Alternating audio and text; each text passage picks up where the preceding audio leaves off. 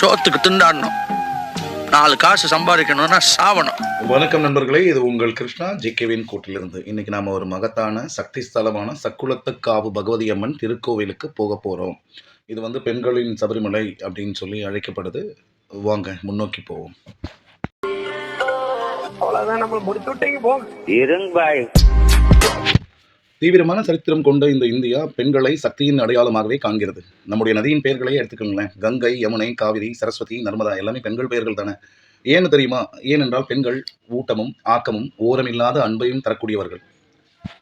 சக்குளத்துக்காவு அம்மனின் கதையும் அசுரர்களும். பராசக்தி அம்மன் ஒவ்வொரு யுகத்திலும் தன்னை ஒரு ரூபமாக காட்டுகிறார். இங்கே சக்குளத்துக்காவு பகவதியாக வரம் பெற்றிருக்கிறார்.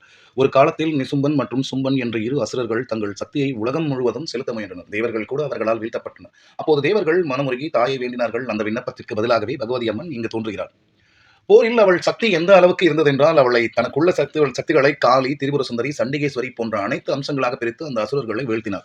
அதனால்தான் இங்கு அம்மனை சமஸ்த சக்திகள் சேர்ந்து உருவான ஒரு ரூபம் என பக்தர்கள் வணங்குகிறார்கள். இந்த கோவிலில் வரும் ஒவ்வொரு பெண் பக்தியும் தாயாகவே கருதப்படுகிறார். ஒரு பெண் தெய்வத்தை இன்னொரு பெண் வணங்கும் காட்சி நமக்கு ஒரு உண்மையை நினைவூட்டுகிறது. இந்த நாட்டில் பெண்கள் சமம் இல்லை. உயர்ந்தவர்கள்,